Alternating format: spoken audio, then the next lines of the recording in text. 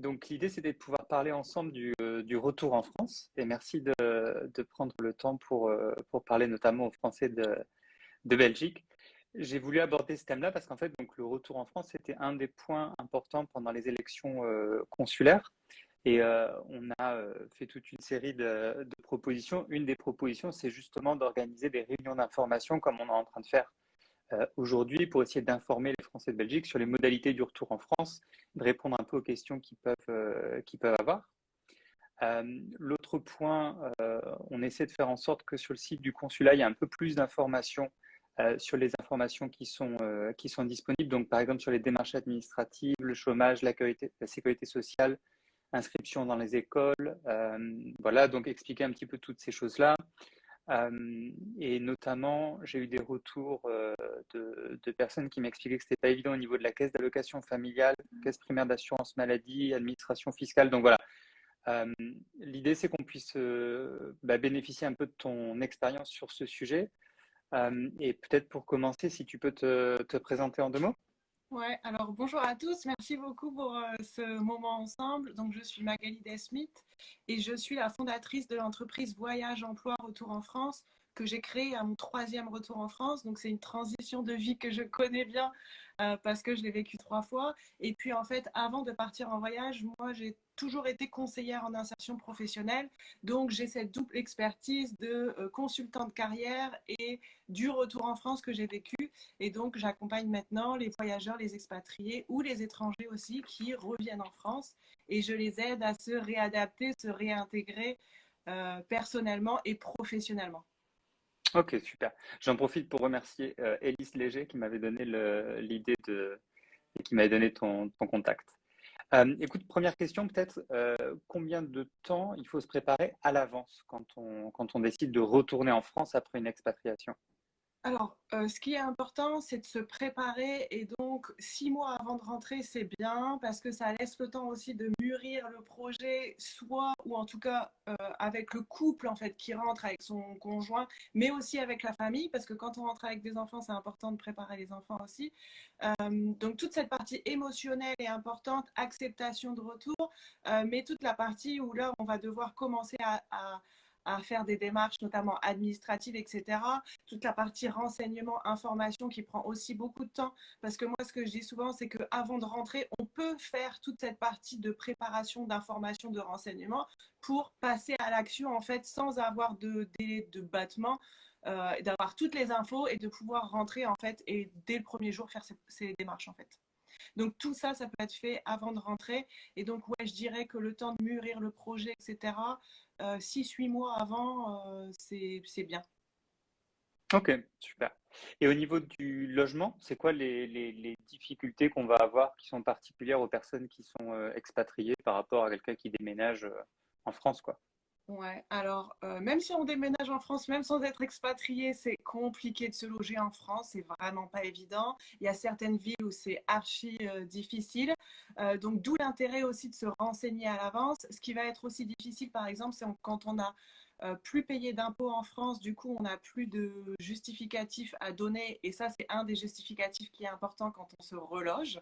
Donc il y a toutes des petites choses comme ça qu'on va devoir refaire en fait avant de faire sa recherche de logement. Par exemple, j'ai eu un contact avec une agent de relocation qui me disait des fois ce qui est intéressant de continuer à faire des zéros.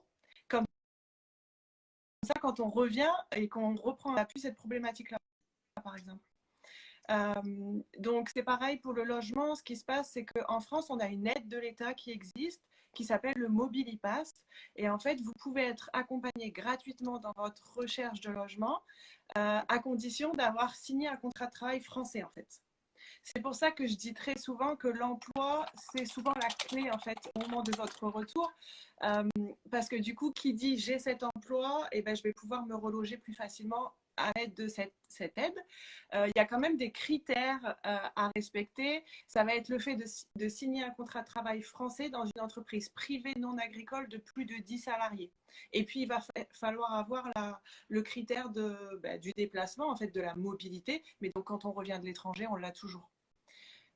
Donc ça, c'est quand même une grosse aide. Quand on a ce travail, on sait que du coup, on peut être accompagné gratuitement pour cette reprise de logement et ça facilite vachement les choses. Mhm. Merci. Et on sait donc qu'il y a ce délai de carence de 3 mois. Comment est-ce qu'on fait? Est-ce qu'il y a une façon de pouvoir le contourner? Comment est-ce qu'on fait pour pouvoir se débrouiller avec ce délai de 3 mois pour se réaffilier à la sécurité sociale? Ouais, alors idem, sachez que si vous décrochez un emploi, à partir du moment où vous êtes en poste, où vous commencez le travail, vous êtes réaffilié automatiquement à la sécurité sociale française. Donc d'où l'intérêt de, quand on peut en tout cas, pour l'un des deux, parce que des fois on ne peut pas toujours le couple, mais pour un des deux qui puisse signer un contrat de travail avant de rentrer et on sait qu'on va pouvoir se reloger plus facilement et aussi être réaffilié à la sécurité sociale française sans ce délai de carence. Après, donc, il y a les 3 mois de carence, mais par exemple, si je rentre et au bout d'1 mois, je décroche mon emploi, bah, je serai réaffiliée au bout d'1 mois. Ou sinon, bah, j'arrive à décrocher un emploi avant de revenir. Et donc là, ben, parfait, il n'y aura pas de battement, quoi. Ok. Et puis après, ce qui se passe, ce qu'il existe aussi, c'est des assurances de santé privées pour couvrir en fait ce délai de carence de 3 mois quand on n'a pas encore de travail. Ça existe aussi. Ok. Donc, on a un logement, on est affilié à la sécurité sociale. Maintenant, on veut un job. Comment est-ce que ça se passe? À partir de quand on peut chercher? Parce que c'est vrai que si jamais on cherche 6 mois à l'avance, peut-être que pour l'employeur, c'est pas son tempo à lui, quoi. Ouais, alors ça dépend des domaines d'activité parce que les processus de recrutement sont très longs en France et pour certaines grosses entreprises en France, les processus de recrutement, c'est 6 mois en fait. Donc, c'est pas du tout gênant de s'y prendre à Ok. l'avance, même si, je précise, ça dépend du domaine d'activité, ça dépend aussi de où on va aller s'installer parce que forcément, si je vais m'installer en région parisienne, j'ai pas forcément aussi les mêmes entreprises que ce que j'aurais en région. Euh, donc ça, ce sont des critères qui sont importants, mais au niveau de sa recherche d'emploi, moi, ce que je dis souvent, c'est qu'il faut commencer à envoyer ses candidatures au moins 3 mois avant de rentrer. Ok. Au moins Donc, trois même six mois. mois, ça va. Ouais, mais donc 5 mois avant, par exemple, on peut déjà recommencer ce processus de attention, je vais être en recherche d'emploi, les bons réflexes, remettre à jour, par exemple, mon LinkedIn qui va être très important, remettre aussi au format français mon CV, ma lettre de motivation. Alors ça, c'est quelque chose qu'il ne faut pas négliger parce que ça prend du temps. Donc, avant d'envoyer toutes ces candidatures, c'est s'assurer que ma candidature, elle répond bien au code de la recherche d'emploi en France. Parce que sinon, vous aurez beau envoyer 36 candidatures, il n'y aura pas de réponse. Et donc là, ce qui se passe, c'est que le cercle infernal, il commence et on est en perte de confiance et on n'a pas de réponse, etc. Donc, dès le début, mon conseil, c'est vraiment de optimiser tous vos outils, donc CV, lettre de motivation et profil LinkedIn, de manière à ce que ce soit parlant en fait pour les recruteurs français quand vous allez vous mettre en action. Donc ça, c'est quelque chose qui peut être fait 5-4 mois avant de rentrer. Et puis à partir de 3 mois, quand on est à peu près à 3 mois avant de rentrer, là, vous pouvez vraiment être en recherche active et faire un max de candidatures. Ok. Donc, tu en as déjà un petit peu parlé, en fait. Mais donc, c'est ça les Ouais. différentes étapes pour décrocher son boulot. Donc, bien préparé à l'avance. Sur LinkedIn, tu peux nous en parler un petit peu sur le rôle que ça peut jouer dans la recherche d'emploi? Ouais, alors de nos jours, c'est de plus en plus important. Toutes les entreprises sont sur LinkedIn. Il y a énormément d'opportunités. Par contre, la problématique, c'est qu'on ne sait pas toujours utiliser LinkedIn. Et donc, très souvent, on a ce que moi j'appelle un profil qui dort. Donc, on a un profil, mais on ne l'utilise pas. Et c'est là où c'est dommage parce que clairement, voilà, on est nombreux sur LinkedIn et beaucoup d'entreprises y sont. Et donc, c'est des opportunités qu'on peut saisir. Donc, ce qui est important, c'est de compléter en fait son profil LinkedIn en version française de manière vraiment optimisée avec les bons mots-clés aussi, parce que voilà, ça reste un fonctionnement d'algorithme, donc les mots-clés sont importants. Mais sans rentrer dans la folie du mot-clé aussi, parce que c'est vrai que les mots-clés, on a tendance à entendre ça partout. Il faut quand même que ce soit cohérent. Donc ça, c'est la première partie sur LinkedIn. Et puis après, il y a toute une partie de se rendre visible. Donc, se rendre visible, ça va être interagir avec les autres, ça va être partager des informations, montrer que je suis expert dans mon domaine d'activité parce que du coup, tout mon réseau va pouvoir se rendre compte de mon expertise et va pouvoir interagir avec moi. Vous allez aussi pouvoir rentrer en contact avec des interlocuteurs de différentes entreprises françaises et c'est là où, si votre profil est cohérent et bien rempli, bien complété, ça va tout de suite faire tilt en fait pour la personne et va se dire ah mais c'est intéressant, ok je vais rentrer en contact, ok je vais peut-être pouvoir avoir un rendez-vous, proposer ma candidature. Et puis après, en fait, LinkedIn propose même dans sa version gratuite pas mal de fonctionnalités qu'on ne connaît pas toujours. Et donc, par exemple, moi, c'est des choses que je partage dans mes accompagnements individuels où là, je vais, sous forme de tuto, montrer toutes les fonctionnalités qui existent aux personnes pour qu'elles puissent nouer des contacts facilement et qu'elles puissent, même dans sa version gratuite, utiliser facilement LinkedIn. Euh, Peut-être que je vais revenir quand même sur les étapes parce qu'il y a d'autres choses que je voulais partager par rapport à ça sur les étapes de la recherche d'emploi. Ce qui est important quand on a eu plusieurs expatriations ou quand on a eu une expatriation longue à l'étranger, ce qui est super important avant de rentrer, c'est faites un point sur vous-même, sur qui vous êtes devenu et sur votre expertise et sur votre potentiel. En vous disant qu'est-ce que je vais pouvoir apporter à une nouvelle entreprise française ou à un client en France, parce qu'il y a aussi des personnes qui reviennent en France et qui font le choix de ne pas être salariés, mais d'être entrepreneurs. Donc, dites-vous toujours qu'est-ce que j'ai à offrir en France à une entreprise. Donc, ça, c'est vraiment important. Pour les personnes qui ont, par exemple, suivi leur conjoint et qui n'ont pas travaillé à l'étranger, ce travail-là, il est vraiment important parce que le syndrome de l'imposteur, il est jamais très loin. Et puis, on peut aussi se dire, bah mince, qu'est-ce que je vais pouvoir offrir? Moi, j'ai pas travaillé pendant plusieurs années. Comment je vais pouvoir retrouver un travail? Donc, ce travail-là permet une meilleure confiance en soi aussi et de pouvoir tout simplement commencer ces démarches de recherche d'emploi en France sereinement. La deuxième étape, ça va être de cibler le métier que vous allez pouvoir faire en France en fait. Parce que du coup, ça c'est l'information première et c'est de cette information-là que toutes vos démarches elles vont découler. Donc dites-vous toujours, qu'est-ce que je cherche en termes de métier, qu'est-ce que je veux exercer comme métier en France et qu'est-ce que je peux faire en France. Et de ça, vous allez créer vos outils de recherche d'emploi, donc CV, lettre de motivation. Le CV, c'est ce qu'il y a de plus important. La lettre de motivation, aujourd'hui, c'est encore quelque chose d'important, surtout pour les personnes, par exemple, qui sont cadres ou qui cherchent à avoir un emploi de cadre, un poste de cadre. Proposer une candidature complète avec un CV personnalisé, une lettre de motivation qui est cohérente, qui est personnalisée aussi, c'est montrer de vous un profil qui est professionnel, un candidat qui est sérieux tout simplement. Parce que Et voilà, c'est quoi ouais. la différence entre rechercher un boulot quand on est en France ou quand on vient de l'étranger? C'est quoi les problématiques particulières des expatriés en fait? Ça va être par exemple de s'ajuster de comment je vais pouvoir en fait convaincre alors que je suis physiquement à l'étranger. Or, c'est pas du tout un problème parce que moi, toutes les personnes que j'accompagne, elles sont à l'étranger et on arrive à trouver depuis l'étranger. J'ai même accompagné une dame qui a commencé à distance depuis l'étranger et qui va prendre son poste en fait en physique quand elle sera rentrée. Donc à finaliser toute la procédure de recrutement en étant à À l'étranger. distance, ouais. Ah, c'est Donc, chouette. donc tout est possible et c'est ça en fait. Tout ça, c'est possible à condition d'avoir suivi les étapes, d'avoir travaillé sur vous, d'avoir fait les bonnes candidatures. Les bonnes candidatures, c'est super important parce que votre candidature que vous allez envoyer, c'est le premier contact que vous envoyez aux entreprises. Donc, si ce contact il est pertinent, personnalisé, c'est là où on va vous rappeler. Mais tant que vous n'aurez pas eu ce rendez-vous, en fait, vous ne pourrez pas négocier, expliquer, rassurer.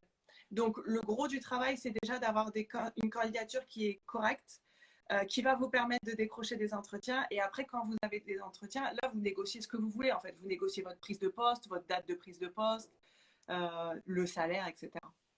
Ok. Mais en tout cas, c'est complètement possible. C'est pour ça que moi, je dis souvent que c'est important d'anticiper parce que du coup, une fois qu'on a décroché ce travail et quand on a réussi à le faire avant de rentrer, eh ben, on peut se concentrer sur le reste aussi. Ouais. Et donc, parfois, on bouge pas seul, on est Ouais. avec des partenaires. Et puis, il y a aussi le problème du transfert des droits sociaux, chômage, assurance maladie, tout ça.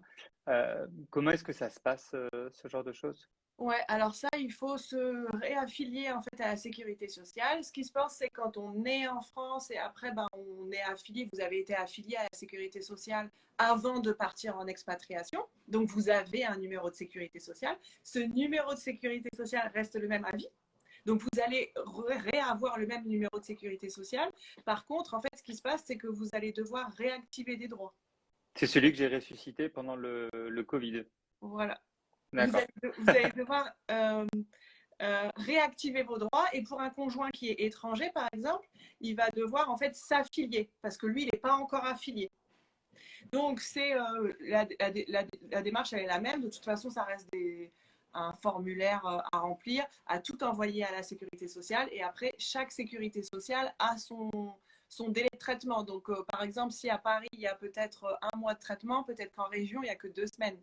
Donc, n'hésitez pas quand vous rentrez à aller vous présenter directement dans ces CPAM, en fait, CPAM, pour aller vous présenter, voir quelqu'un à l'accueil qui va répondre à vos questions, vous assurer que vous avez bien donné tous les documents. Et puis après, suivez vos démarches. Que ce soit les démarches administratives ou les démarches de recherche d'emploi, faites des relances, demandez où est-ce que ça en est. Parce que voilà, on sait, malheureusement, ça arrive, hein, les dossiers sont perdus entre-temps. Donc au moins un petit coup de téléphone ou un petit suivi, je me déplace pour savoir où est-ce que ça en est, c'est toujours bien. Et puis, très souvent, on se dit, est-ce qu'on peut faire ce type de démarche avant de revenir? En fait, c'est pas du tout conseillé.